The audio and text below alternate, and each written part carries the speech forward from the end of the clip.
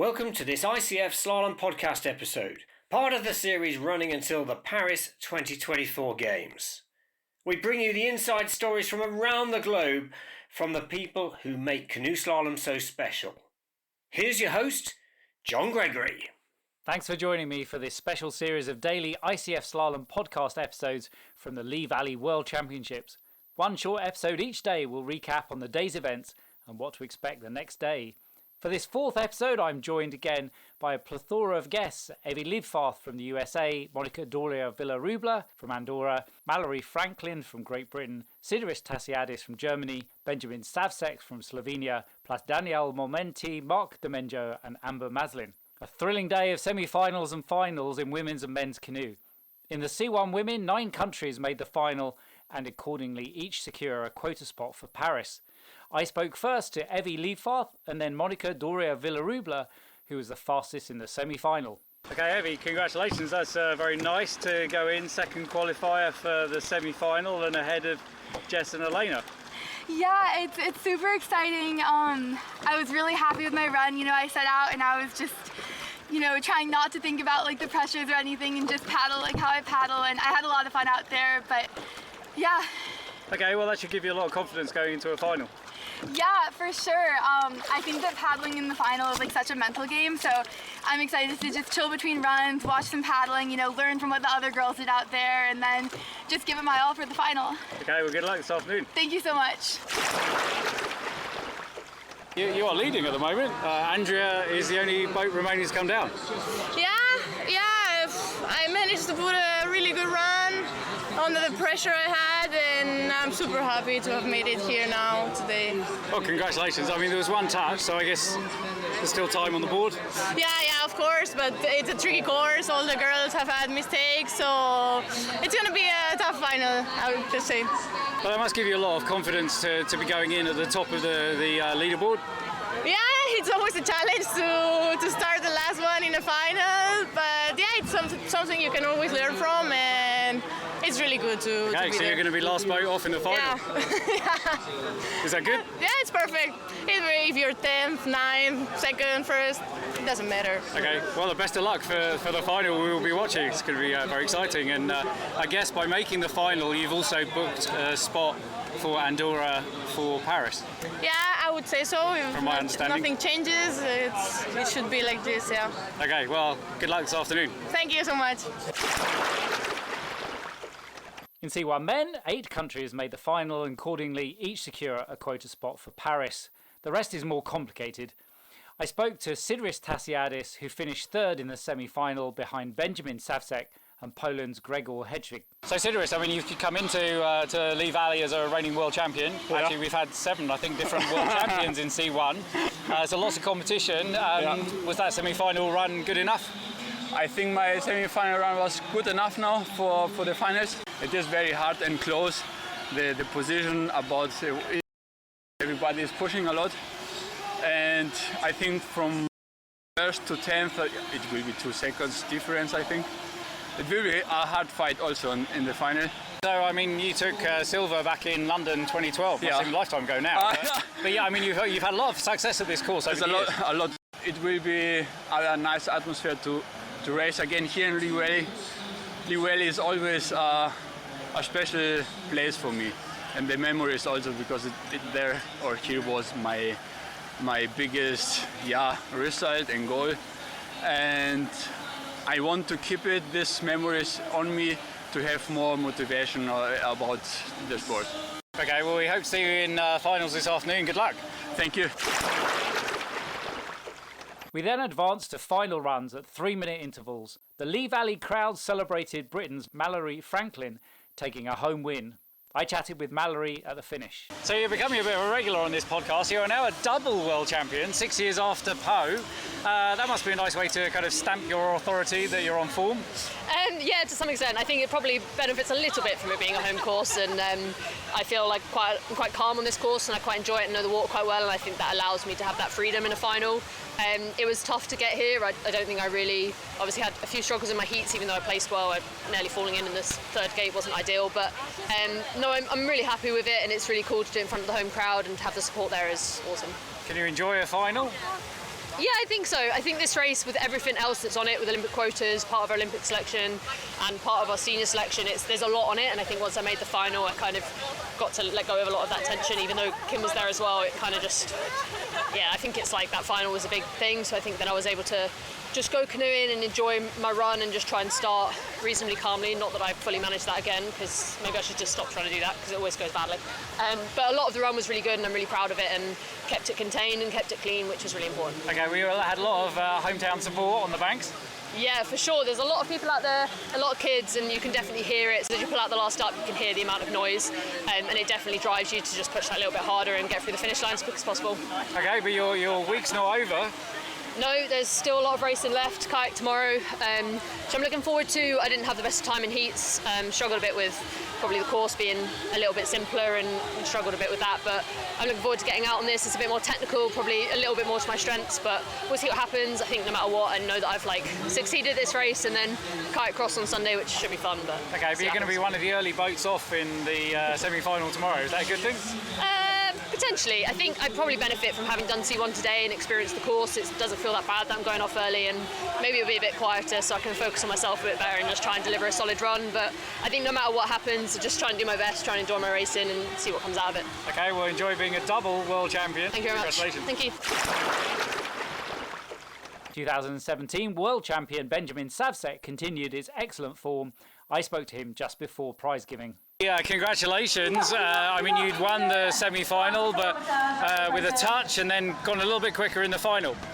Yeah, pretty amazing run today in the finals. I'm really happy because the pressure was on the start, and I was just focusing that I must not do a touch in the finals and do a fast, clean run, and I'm really happy to make it today and be a second-time world champion.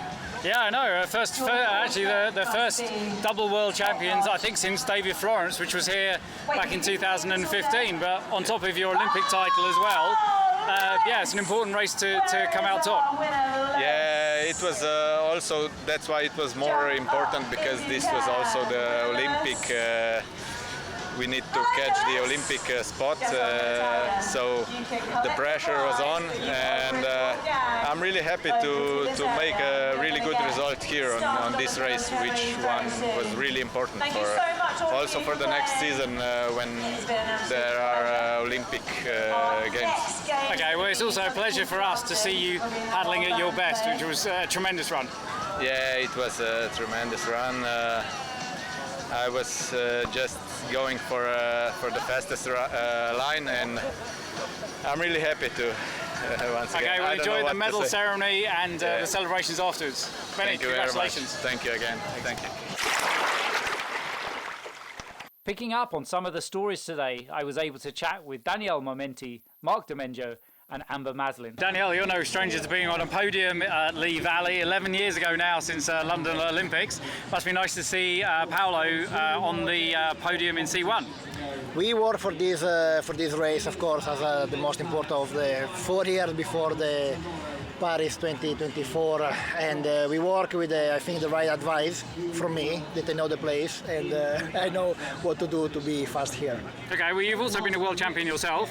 Yes. Any predictions for kayak semi-finals and finals tomorrow? How tight are we expecting it to be? The level is very high, and there's many names that could fight for the medals. It's a Olympic quota selection as well, so there's more stress than normal. So I think who is really brave to stay calm in the right moment and push when you need to push will be the fastest. It's very hard in our sport to say any names, but probably the best will be in the front. Well, we look forward to tomorrow's race, and I think we expect Italy to be amongst the contenders. Giovanni is fourth in the ranking, so he's one of the guys that he showed already that he can be one of the medalists, of course, but we are here to do our best. Okay, well, you've got a good heritage behind you. Anyway, Danielle, always lovely to see you back here at Lee Valley. Thank you very much. Marc, I mean, you're no stranger to Lee Valley, but it's lovely to have you back. And what are you doing now? So I'm the physical coach of Doria, and I'm basically controlling all her clothing and her training and all of that. and obviously, so we work very close with Christian, which is the technical coach. And yeah, very happy to be here actually, watching the whole race and helping them. Okay, so with Monica in the final and creating a spot for Andorra, one must say that, you've been doing pretty well in your job. Well, I think that, so because before that job, so I coached Monica for maybe 2 years, so since I moved back to Spain. And then what I think is that Christian is doing a really good job, and Monica has very good values and behaviors in terms of what's a high-level athlete, and I'm just there just in case they need that maybe specific input from my studies and all of that. But I think that they know what to do, and okay, well, it's a team effort, but it's lovely to see Andorra doing well as a nation, and also Monica particularly. I mean, she's really come to the fore in the last maybe 12 to 18 months. Yeah, I think that what we worked quite hard was getting that consistency, because we knew that she was fast, but she was maybe getting maybe too many penalties and all that. But now she's working very hard on this, and he's way more consistent, which I think that it has been the key point for her to get to a high-level athlete. Okay, well, congratulations to the whole team, and we look forward to seeing Andorra in Paris. Yeah. So today we got the spot, which was our main goal, obviously. And getting to that final, being the first qualified, that was amazing. We are here and it's only 2 athletes and 4 members of staff, which is a very, very small team comparing to any other. And it's a country that only has 60,000 people living. We are very proud of the way that we're doing things, and hopefully we will see good results in Paris. Yeah, there's a lot happening here at the moment. I guess it is awesome to be able to paddle the course as a forerunner. So we get to enjoy all the moves that we see the athletes doing. It's sort of one of the ideal jobs by actually racing, so that's super nice. Today's a lot more technical than the heats runs. There's a lot more moves in it, and we could see there was a lot of time to be gained at the bottom half of the course. So as a commentator, it's exciting, especially seeing times coming off in the top couple of splits and seeing how much it costs people to make mistakes at the bottom of the course. Okay, is it an easy course? Did you find it an easy course, or are they making it look easy? They're definitely making it look far easier than I did yesterday. We got to run it as demos yesterday, so we did course tuning, which way you do it in sections, and then as soon as it got towards full runs, it's definitely hard to keep the pace on the boat at the bottom. Some of the guys and girls here are making it look very easy towards the bottom of the course. Okay, enjoying commentary as well? Yeah, commentary's great. It's really nice to be able to cheer people on. I do have a reflex where if I see paddlers crying at the bottom out of joy, I sort of join in. It doesn't really matter how well I know them, but I start kind of crying, and I only have 0 or 100 with that, so sorry for anyone if I'm bawling at you at the bottom of the course. Okay, well, there's going to be a lot more emotions later this afternoon for finals in the canoe and then kayak tomorrow. Yeah, for sure. I'm so excited to see the girls this afternoon racing off in the finals first. It was really tight racing. Just because it's such a technical course, I thought there'd be way more of a gap between first and 10th place. But you can see how tight the racing is. Just the class, the whole field is looking great. And tomorrow, of course, kayaks as well. So we'll expect to see a few more options going on all the different moves. Congratulations to all our medalists. In C1 Women, gold went to Mallory Franklin, silver to Kimberly Woods from Great Britain, and bronze to Jess Fox in Australia. In C1 Men, gold went to Benjamin Savsek, silver to Nicolas Guestin from France, and bronze to Paolo Chisson from Italy. So to day 5 of the competition, with the semi-finals, then finals of the women's and men's kayak. Heat winners were Ricarda Funk from Germany and Jakub Krejci from the Czech Republic. K1 Women champion in the 2019 World Cup race was Mallory Franklin again. K1 Men champion in Lee Valley for the 2015 Worlds was Yuri Priskovic from the Czech Republic, and Joe Clark from Great Britain took the win at the 2019 World Cup race.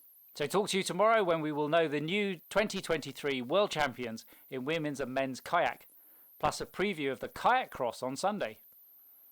Thanks to my guests today, Evie Leibfarth, Monica Doria Vilarrubla, Mallory Franklin, Sideris Tasiadis, Benjamin Savsek, Marc Domenjo, Danielle Momenti and Amber Maslin. Thanks to Aidan Johnson for help with sound editing. See you on the bank. Stay safe. That's it for now, but please subscribe to the podcasts on Apple Podcasts, Spotify or Audible, and please don't forget to share and leave a review too. In the meantime, keep it fast and clean.